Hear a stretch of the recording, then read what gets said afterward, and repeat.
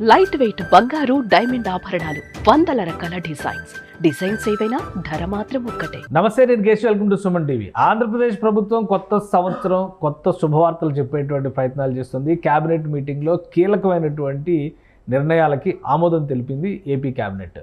ఇందులో భాగంగా చూస్తే దాదాపు 3 లక్షల ఉద్యోగాలతో పాటు రాష్ట్రంలో భారీ ప్రాజెక్టులు రాబోతున్నాయి. వాటికి కావాల్సినటువంటి ప్రణాళికల్ని అమలు చేసేటువంటి ప్రయత్నానికి గ్రీన్ సిగ్నల్ ఇచ్చేసింది ఏపీ క్యాబినెట్.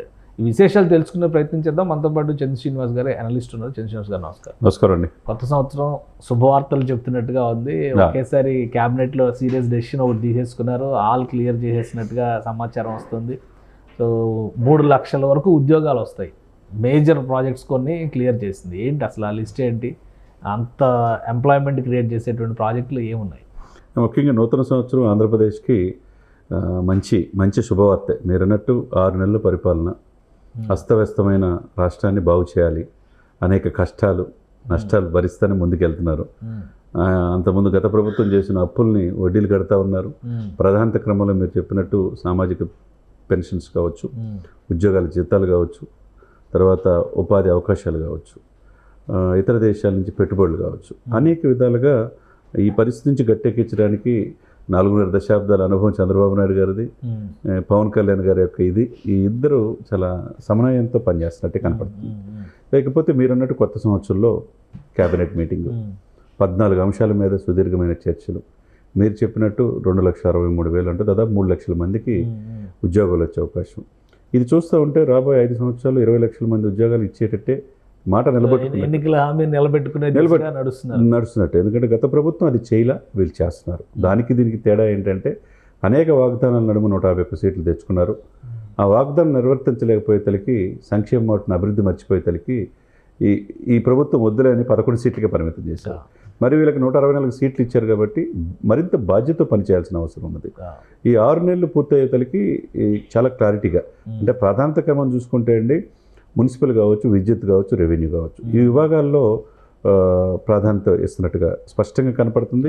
అన్నీ కూడా కొన్ని చట్ట సవరణలు కూడా ఆ సవరణలు కూడా ఆమోదం తెలియజేసి ముందుకెళ్ళి కొద్దిగా, అంటే పెట్టుబడులు పెట్టడానికి ఏంటంటే కొద్దిగా ఇమ్మీడియట్గా వాళ్ళని పర్మిషన్స్ ఇస్తూ ఉంటే ఇప్పుడు స్పీడ్ ఆఫ్ డూయింగ్ బిజినెస్ మార్పులు చేయాల్సిన అవసరం ఉన్నది. అది దాంట్లో అధివేశం చేయ చంద్రబాబు నాయుడు గారిది ఆ దిశగానే కనపడుతుంది. ఇకపోతే 3 ప్రాజెక్ట్స్ మీరు అన్నట్టు, ఇటు రాయలసీమకు కావచ్చు, అటు ఉత్తరాంధ్ర కావచ్చు, కోస్తా కావచ్చు, 3 బెనిఫిట్ పొందేట్టుగానే చూస్తున్నట్టు కనపడుతుంది.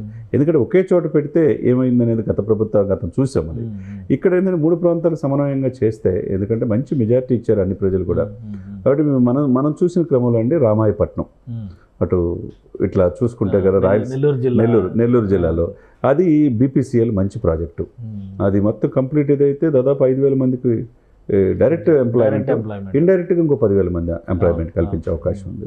ఇక మధ్యలో గ్రీన్ అమోనియా ప్రాజెక్టు మీకు తెలియదు కాదు, గోదావరి జిల్లాలో కాకినాడ దగ్గరికి వచ్చేస్తే అది మంచి అవకాశాలు, 15,000 మంది పైన ఉద్యోగాలు వచ్చే అవకాశం ఉంది. ఇక 3వది ఉత్తరాంధ్ర. ఎందుకంటే అండి, అనేక ప్రభుత్వాలు దశాబ్దాల తరబడి వస్తున్నాయి, కానీ వాళ్ళు స్థానికేతరులు వచ్చి అక్కడ పోటీ చేస్తారు, అక్కడ వాళ్ళ భుజాల మీద ఎక్కుతారు తప్పితే వాళ్ళకి వలసలు ఇప్పటికీ ఆగలేదు. విజయనగరం, శ్రీకాకుళం, విశాఖపట్నం నుంచి వేరే రాష్ట్రాలకు వెళ్ళిపోతున్నారు. వాళ్ళు ఎందుకు వెళ్ళిపోతున్నారు? వాళ్ళకి అవకాశాలు కల్పిస్తే వెళ్ళరు కదా. కాబట్టి పెద్దవాళ్ళు అవుతున్నారు. అక్కడ ఉన్న ప్రజలు వలసలు వెళ్ళిపోవాల్సిన పరిస్థితి వస్తుంది. వాళ్ళకు తగ్గట్టుగా స్కిల్ సెన్సెస్ అనేది పెట్టారు. ఆ దిశగా తీర ప్రాంతాన్ని ఉపయోగించుకోవడానికి ఫుడ్ ప్రాసెసింగ్ యూనిట్స్తో పాటు గ్రీన్ హైడ్రోజన్ అనేది అది భారీ ప్రాజెక్టు. అది కనుక వస్తే కనుక అది ఆల్రెడీ అయిపోయింది. ఎక్కువ గ్రీన్ ఎనర్జీ ప్రాజెక్టుల మీద దృష్టి పెడుతుంది. గ్రీన్ ఎనర్జీ, రెన్యూబుల్ ఎనర్జీ, దీని మీదే ప్రపంచం అంతా నడుస్తుంది. కాబట్టి ఆల్రెడీ లోకేష్ గారు వెళ్ళి దాని మీద వెళ్ళి మనం చూసాం. ఎలన్ మస్క్ని ఇవన్నీ కూడా మనం చూసాం.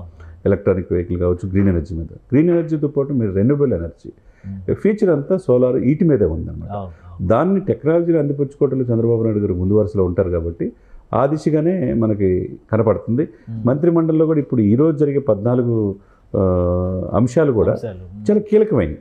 ప్రభుత్వాన్ని దిశ మార్చేగా మనం చూడవచ్చు. ఒకటి అంటే నూతన సంవత్సర వేడుకలకు దూరం అని చెప్తానే చంద్రబాబు కేక్ కూడా కట్ చేయండి. నిన్న ఇవాళ జరిగినటువంటి యాక్టివిటీస్ చూస్తే కనుక అధికార యంత్రాంగంతో ఆయన వరుసగా కలవడం కానీ, తర్వాత సీఎం రిలీఫ్ ఫండ్కి సంబంధించి 24 కోట్ల రూపాయలకి సంబంధించిన ఫైల్ క్లియర్ చేయడం కానీ, సో ఇవన్నీ చూస్తే వరుసగా అంటే ఇమ్మీడియట్గా నెక్స్ట్ డే క్యాబినెట్ మీటింగ్, అందులో మళ్ళీ కొన్ని కీ డెసిషన్స్.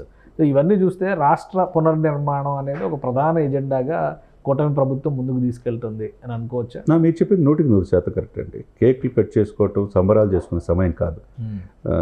అస్తవ్యస్తమైన వ్యవస్థను గాడిలో పెట్టాలా, అమరావతిని పూర్వ వైభవం తీసుకురావాలి. ఆ బాధ్యత, బృహత్తర బాధ్యత ఆయన చేతిలో, ఆయన ఇదిలో ఉంది కాబట్టి సంబరాల సమయం కాదు, కేకులు కాదని చెప్పి నిన్న 11 గంటలకి ఆధ్యాత్మికత కనకదుర్గమ్మ వారి దర్శించుకోవటం, మీరు చెప్పినట్టు గవర్నర్ గారితో భేటీ వరుసగా షెడ్యూల్ చేశారు. ఆయనకు తెలుసు అంటే పరిపాలన ఎలా గాడిలో పెట్టాలి, ఏది ఆర్డర్లో. మనం ఎప్పుడు చెప్పుకుంటాం కదా సార్, జీతాలు ఇవ్వగలరా మనం అనుకున్నాం, వాలంటీర్లు లేకుండా వీళ్ళు ఏదన్నా పెన్షన్స్ పంచగలవా అని అనుకున్నాం, ఉద్యోగాలు ఇవ్వగలరా అనుకున్నాం, ఉద్యోగాలు జాబ్ క్యాలెండర్ మనం చూసాం, పెన్షన్స్ వాలంటీర్లు అవసరం లేకుండా బ్రహ్మాండంగా పెంచిన పెన్షన్స్ 1వ తారీఖు వెళ్ళిపోతుంది, నేను 31వ తారీఖు పడిపోయింది. వాలంటీర్లు అందరూ ధర్నాలకు రెడీ అవుతున్నారు కదా, ఆందోళనలు అంటున్నారు. అవునండి. సో ఉద్యోగ అవకాశాలు వస్తే వాలంటీర్లకు కూడా కొత్త ఉద్యోగాలు వచ్చే ఛార్జెస్ ఉంటాయా? అంతే కదా, చూడాలి. అంటే వీళ్ళకి ఏ విధంగా ఇవ్వాలనేది చూడాలి. గ్రూప్ 1, గ్రూప్ 2, గ్రూప్ 3 కూడా అది క్యాలెండర్ కూడా రెడీ చేస్తున్నారు. దానికి కూడా పబ్లిక్ సర్వీస్ కమిషన్ దానికి సంబంధించిన జరుగుతూ ఉన్నాయి కాబట్టి ఇవన్నీ కూడా ఒక శుభవార్తగా మనం అనుకోవాలి. దీంతోపాటు ఎప్పుడెప్పుడు అని 6 గ్యారెంటీల్లో ఈ మహిళకి ఉచిత బస్సు అనేది చాలా ఇంపాక్ట్ ఎలక్షన్లో ఉంది. సంక్రాంతికి ఉన్న అవకాశాలు అదే సంక్రాంతి కాదు కానీ ఇది ఉగాదికి వచ్చే అవకాశం ఉంది. ఎందుకంటే కర్ణాటకలో సక్సెస్ ఫార్ములా తీసుకొని తెలంగాణను ఇంప్లిమెంట్ చేశారు. తెలంగాణలో మహిళలు విశేషంగా ఎప్పుడు బయటికి రావడం, మొత్తం పుణ్యక్షేత్రాలు తిరుగుతున్నారు, బంధువులు ఇంటికి వెళ్తున్నారు. ప్రైవేట్ ఉద్యోగులు అయితే వాళ్ళకు కూడా పాపం తగ్గింది. ఏది ఒక చోట నుంచి ఒక చోట వెళ్ళగలని డబ్బులు అవుతాయి కదండి, రోజు బయటికి వెళ్ళాలంటే, కూరగాయలకు వెళ్ళాలని ఏదైనా కానీ మహిళలు ఆకర్షించారు.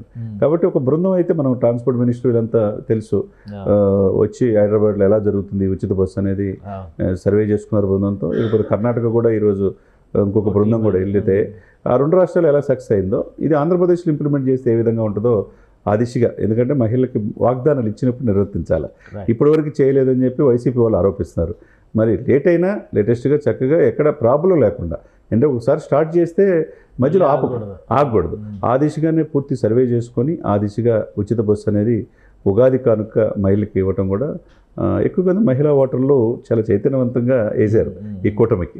మరి ఆ దిశగా వాళ్ళకి ఆ కోరిక నిర్వర్తించాలి కదా, ఆ దిశగా కూడా ఈ యొక్క క్యాబినెట్ మీటింగ్లో జరుగుతుందనేది మనకు తెలుస్తుంది అన్నమాట. రైట్. థ్యాంక్ యూ శ్రీనివాస్ గారు. ఇది కొన్ని కీలకమైన నిర్ణయాలను ఏపీ క్యాబినెట్ తీసుకుంది. అందులో భాగంగానే రాష్ట్రానికి పెద్ద ఎత్తున పెట్టుబడులు పెడుతున్నటువంటి భారీ పరిశ్రమలకు సంబంధించిన ఫైల్స్ని క్లియర్ చేయాలనేటువంటి డెసిషన్ తీసుకుంది. దాదాపు 1,80,000 కోట్ల రూపాయల ఇన్వెస్ట్మెంట్తో పాటు 2,63,000 ఉద్యోగాలు ఆంధ్రప్రదేశ్లో కొత్తగా జనరేట్ అయ్యేటువంటి అవకాశానికి లైన్ క్లియర్ చేసింది. మరికొన్ని ముఖ్యమైనటువంటి అంశాలు, ప్రధానంగా ఎన్నికల హామీల రూపంలో ఇచ్చినటువంటి మహిళలకి ఉచిత బస్సు అంశం పైన కూడా క్యాబినెట్ కొన్ని కీలకమైన డైరెక్షన్స్ ఇచ్చింది. ఇక అర్బన్ ల్యాండ్స్కి సంబంధించి, మున్సిపల్ యాక్ట్లకు సంబంధించినటువంటి మార్పులు చేర్పులపై కూడా ఏపీ క్యాబినెట్ ఫోకస్ పెట్టింది. సో కొత్త సంవత్సరంలో రాష్ట్రంలో ఆర్థిక వ్యవహారాలకు సంబంధించి ఒక పునరుత్తేజం తీసుకొచ్చేటువంటి ప్రయత్నాల్ని కూటమి ప్రభుత్వం ఏపీలో చేస్తున్నట్టుగా ఉందని చంద్ర శ్రీనివాస్ గారు విశ్లేషిస్తున్నారు. ఇది special discussion. Keep watching. Suman టీవీలో మీ పర్సనల్ అండ్ బిజినెస్ ప్రమోషన్స్ కోసం కింది నెంబర్కి కాంటాక్ట్ చేయండి.